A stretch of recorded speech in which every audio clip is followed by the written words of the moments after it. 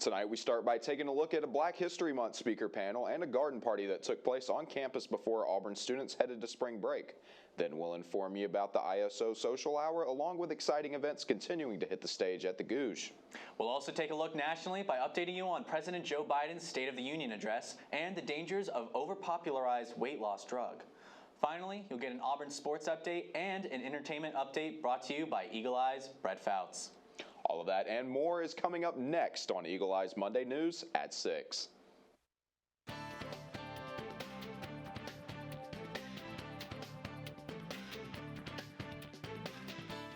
Good evening and welcome to Eagle Eye News at 6. I'm Beaumont Ivester. And I'm Jack Sublette. Welcome back from spring break. The University Program Council created the arrival of spring with a garden party on catered lawn. Attendees were offered food, fun, and flowers from a flower truck. The garden-themed party offered a celebratory way to kick off this season. Eagle Eye TV's Allison Ferran attended the party and reports. Today we are out here on Cater Lawn taking a look at UPC's Garden Party, one of the most anticipated events of the semester. The University Programs Council runs special programming, events, and initiatives throughout the first 8 weeks of each semester to promote student engagement and achievement. Events like the Garden Party give attendees a chance to relax and bond with their peers. And so pretty much what we have here is we have our flower truck, and then we have Taco Mama catered, and then we have some things to paint over there, like we have some watercolor sheets, and then some little mushrooms that you can paint here, and then they can come over here and just kind of hang out and like be with people. But we've been playing this for probably about the past 6 months. I know we started in the fall semester.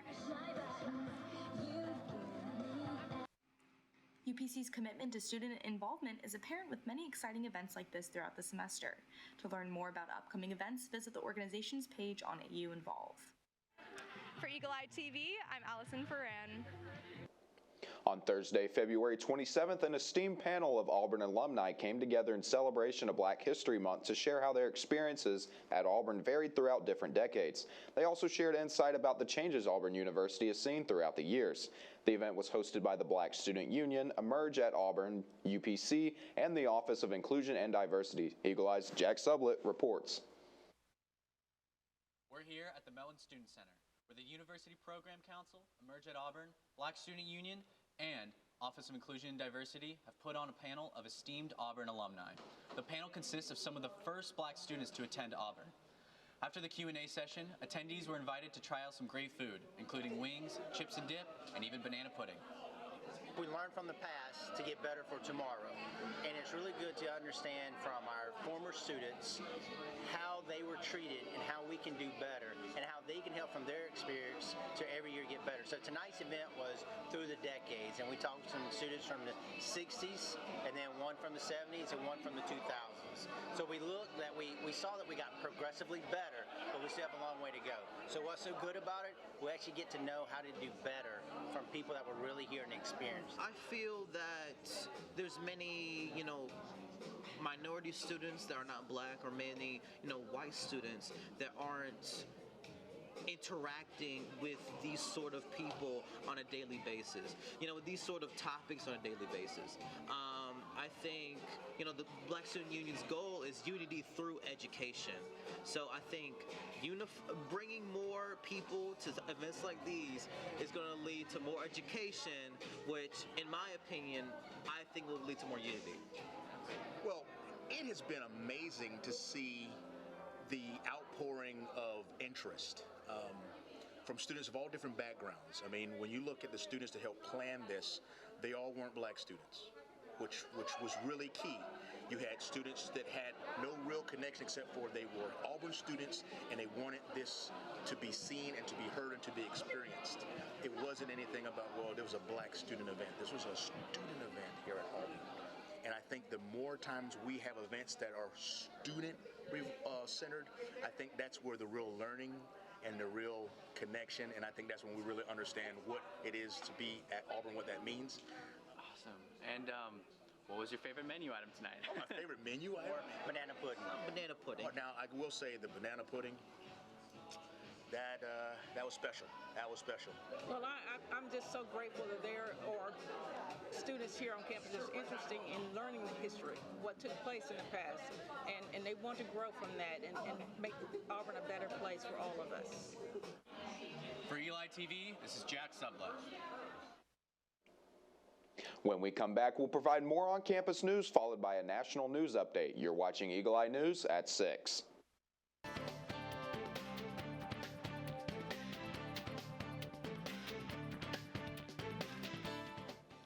Before the break, the International Student Organization hosted a Pakistani-themed social hour. ISO's mission is to improve multinational understanding and promote cross-cultural understanding. Eagle Eye's Ava Marquise reports. Auburn University's International Student Organization is shining a light on the Pakistan Student Association as they host their social hour today in the Melton Student Center. Let's take a look. This student-run organization is centered around creating a home away from home for Pakistani students attending the university. Students that are from Pakistan or have Pakistani origin at all, that's our group. So it's all about sort of the culture of Pakistan and enjoying that and kind of trying to reproduce it here at Auburn. PSA holds several events throughout the academic year, including Independence Day celebrations, Eid celebrations, and Beaumont, their annual kite flying festival. Friday's social hour included traditional Pakistani cuisine and a brief presentation about Pakistan's history and some of their most valued traditions. Join the International Student Organization every Friday on the 3rd floor of the Melton Student Center. This has been Ava Marchese, Eagle Eye TV. Stand-up comedian Brian Reagan brought his national tour to the Jay and Susie Gouge Performing Arts Center. Reagan has taken this tour from venues like the Kennedy Center in Washington, D.C., all the way to Carnegie Hall in New York City. Stephen Rogers opened the show for Reagan with another hilarious set that had the sold-out crowd eager to hear Brian Reagan's set. In 2015, Reagan made history with his stand-up special, Brian Reagan Live from Radio City Music Hall, as the first live broadcast of a stand-up special in Comedy Central's history. He has premiered 2 Netflix specials and stars in his own Netflix series, Stand Up and Away. Reagan is also a guest on 2 episodes of Jerry Seinfeld's Comedians in Cars Getting Coffee. Brian Reagan's Stop at the Gouge is another successful performance of their 2023-24 concert series. When we come back, we'll update you nationally on the State of the Union address, along with the ongoing humanitarian crisis in Gaza. You're watching Eagle Eye TV, Auburn's news leader.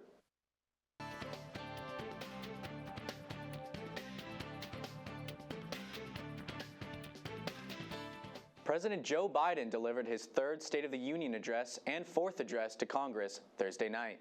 The high-stakes speech coming as the president faces re-election. In his speech, Biden defended his record and touted what he hopes to continue accomplishing. CNN's Jen Sullivan recaps his address.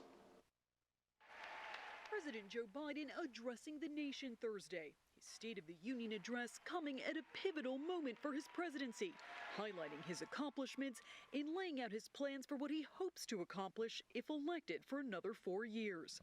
The state of our union is strong and getting stronger. Thursday's speech comes at a tumultuous time, both domestically and internationally. Americans grappling with high inflation. I want to provide an annual tax credit that will give Americans $400 a month for the next 2 years as mortgage rates come down, to put toward their mortgages when they buy their first home. Issues surrounding women's health and the right to an abortion dividing many voters. If you, the American people, send me a Congress that supports the right to choose, I promise you, I'll restore Roe v. Wade as the law of the land again. Biden also addressing the harsh criticism his administration has faced in regards to immigration. I will not demonize immigrants saying they are poison in the blood of our country. But the turmoil overseas taking center stage Thursday. The Israel-Hamas war causing rifts here at home as many Americans worry the president isn't doing enough to send humanitarian aid to Gaza. Biden using Thursday's address to make a major announcement. I'm directing the U.S. military to lead an emergency mission to establish a temporary pier in the Mediterranean on the coast of Gaza that can receive large shipments carrying food, water, medicine, and temporary shelter. Following his address, Alabama Senator Katie Britt delivering the Republican response from her home, criticizing Biden and calling for change. Hardworking families are struggling to make ends meet today. And with soaring mortgage rates and sky-high childcare costs, they're also struggling to how to plan for tomorrow. The American people are scraping by. I'm Jen Sullivan reporting.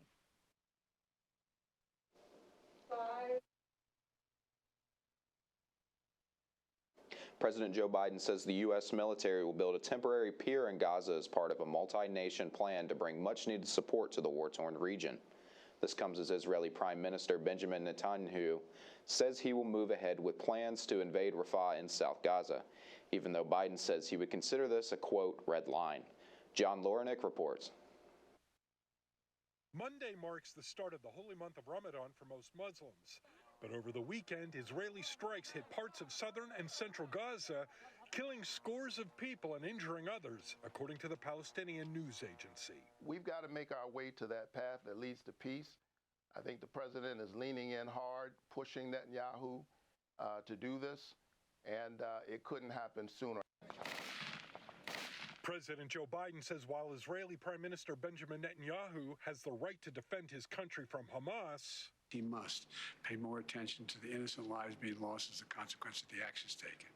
He's hurting, in my view, he's hurting Israel more than helping Israel. Netanyahu defends his policy in Gaza and says he's unclear about Biden's comment on the matter. If he meant by that I'm pursuing private policies against the majority, the wish of the majority of Israelis, and that this is hurting the interests of Israel, then he's wrong on both counts. In a White House statement released Sunday night, President Biden said, quote, "The suffering of the Palestinian people will be front of mind for many. It is front of mind for me." So I'm challenging the Biden administration today to clear this up. You cannot allow Hamas to stay in power. You can't allow them to have 6 brigades to do October 7th again. I'm John Lawrence reporting. A certain class of weight management drugs, like Mounjaro and Ozempic, have been the source of fascination and controversy since hitting the market in recent years. Notably, taking Hollywood by storm, with some celebrities using the medications to slim down fast. But one drug maker's new ad delivered a stark warning during Sunday night's Academy Awards ceremony. These drugs are not meant for everyone. CNN's Michael Yoshida explains what's behind the ad campaign and what doctors are advising. As Hollywood's biggest stars hit the red carpet for the Oscars, pharmaceutical company Eli Lilly rolling out a new ad aimed against the vanity use of weight loss drugs. Some people have been using medicine never meant for them, for the smaller dress or tux. The advertisement not specifically mentioning Lilly's drugs or its competitors, which are approved by the FDA for diabetes and chronic weight management. People whose health is affected by obesity are the reason we work on these medications.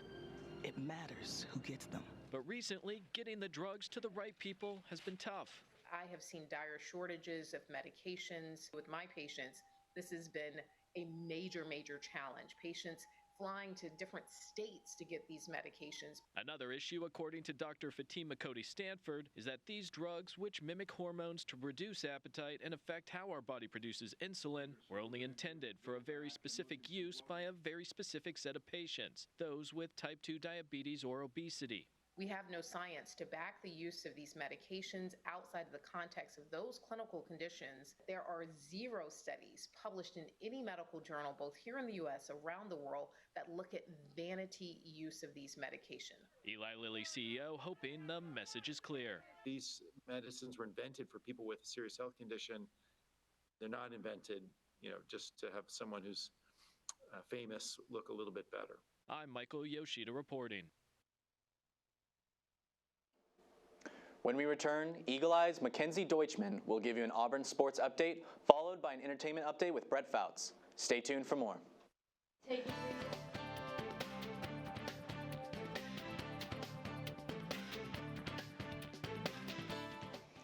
Welcome back to Eagle Eye News at 6. I'm Mackenzie Deutschman, back to give you a recap on all of the big stories that occurred in Auburn sports last week, right here on the Plains. Let's get right into it. Starting out with men's basketball, the Auburn Tigers defeated the Missouri Tigers on the road by an entire 27 points and a score of 101-74.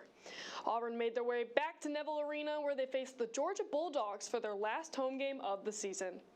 The Tigers took the Dogs for a walk and defeated Georgia with a score of 92-78. Auburn also celebrated senior night after the game, and Janai Broom was one of 15 finalists nominated for the John R. Wooden Award. Good luck to the Tigers as they move on to play in the SEC tournament. Continuing with more hoops coverage, the women's SEC basketball tournament began last Wednesday, March 6th. The Tigers faced the Arkansas Razorbacks in Greenville, South Carolina, and came out on top, beating the Razorbacks with a score of 67-48. Jemiah Mingo-Young was named player of the game with 11 points, 8 rebounds, and 8 assists. However, Auburn was not as successful against LSU and ended the game with a loss.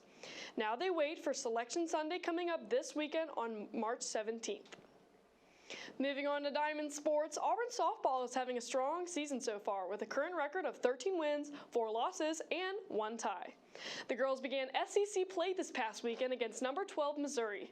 Although losing the first 2 games in the series, number 25 Auburn pulled out a win on Sunday, including 2 home runs from Amelia Leck and a record-tying performance from Maddie Penta. Penta also was named National Pitcher of the Week and has pitched 97 strikeouts this season. Auburn will continue SEC play as they take on the Arkansas Razorbacks this Friday, March 15th. The game will be streamed live on the SEC Network. Auburn baseball is also having a strong season so far with a record of 12 wins, 3 losses. This past weekend, the Tigers took on the Austin Peay Governors, coming out on top with a series win. Mason Manor scored a game-winning home run in the bottom of the 9th on Friday.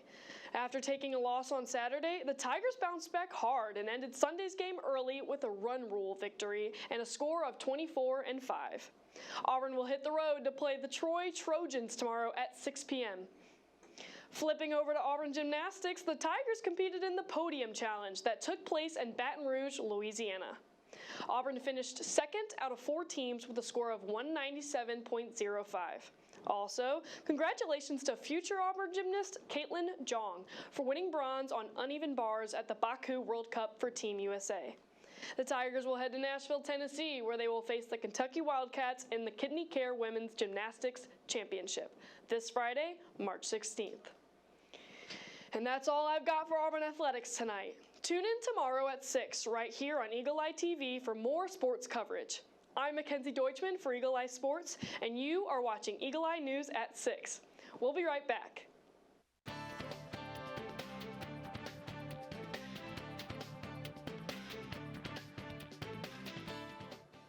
Welcome back to Eagle Eye News at 6. I'm Brett Fouts here with your entertainment update.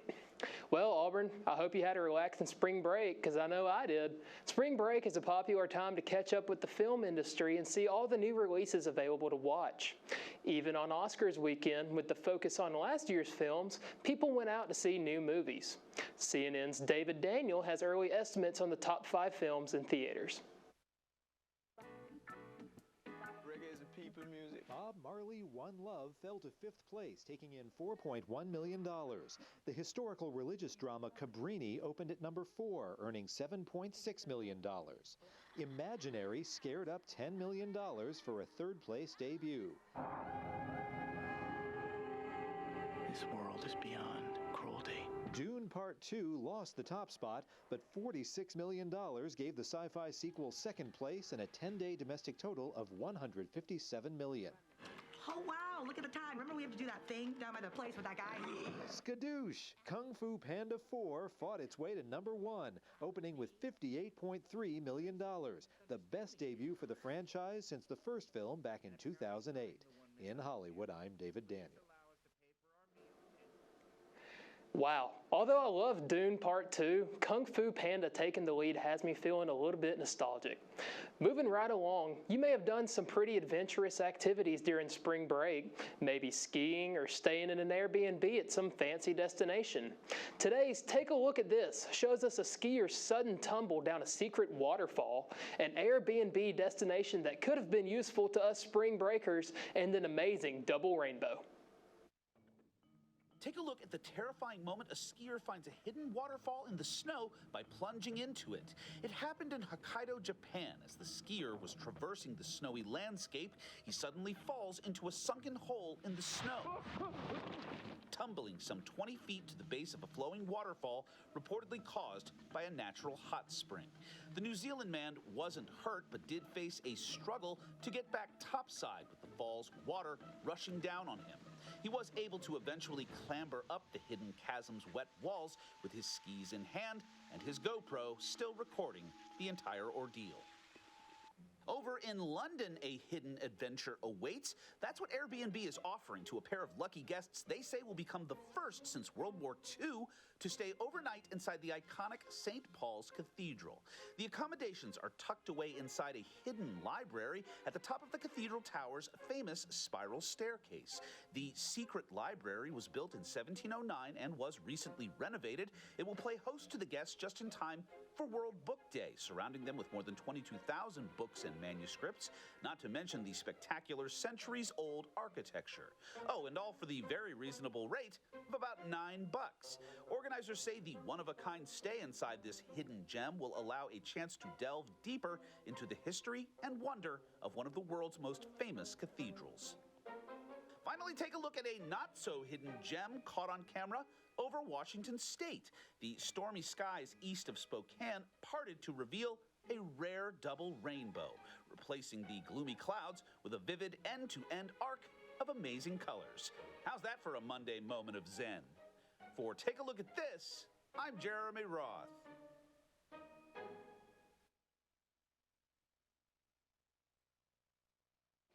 Thank you, Brett. Well, we're out of time, but for more Auburn news, head on over to our website, eagleeyeauburn.com, and check out our social media pages. I'm Beaumont Ivester. And I'm Jack Sublette. Thank you for watching, and War Eagle.